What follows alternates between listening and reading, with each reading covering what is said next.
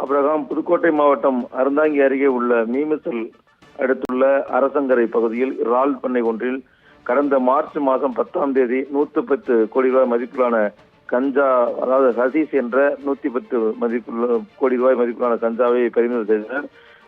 அதாவது புதுக்கோட்டை மாவட்டம் அறந்தாங்கி அருகே உள்ள இறால் பண்ணையில் கடந்த மார்ச் 10ஆம் தேதி மீமிசல் காவல்துறை உதவியோடு சுங்கத்துறை அதிகாரிகள் சோதனையில் ஈடுபட்ட போது அங்கு மறைத்து வைக்கப்பட்டிருந்த 110 கோடி ரூபாய் மதிப்புள்ள கஞ்சா, அதாவது ஹசீஸ் என்று சொல்லக்கூடிய 110 கோடி ரூபாய் மதிப்புள்ள கஞ்சா மற்றும் 772 கிலோ கஞ்சாவை பறிமுதல் செய்து குற்றவாளியை தேடி வந்தனர்.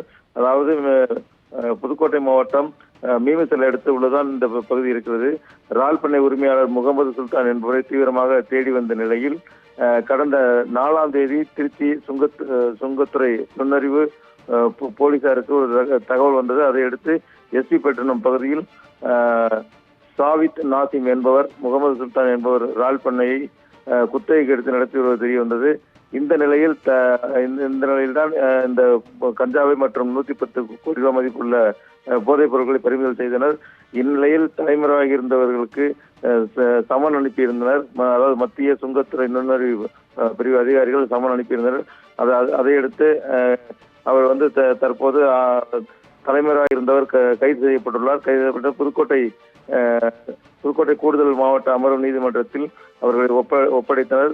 வழக்கை விசாரித்த நீதிபதி கைது செய்யப்பட்டுள்ள முகமது சுல்தானுக்கு 9ஆம் தேதி வரை நீதிமன்ற காவலில் வைக்க உத்தரவிட்டிருக்கிறார். ஆபிரகாம்.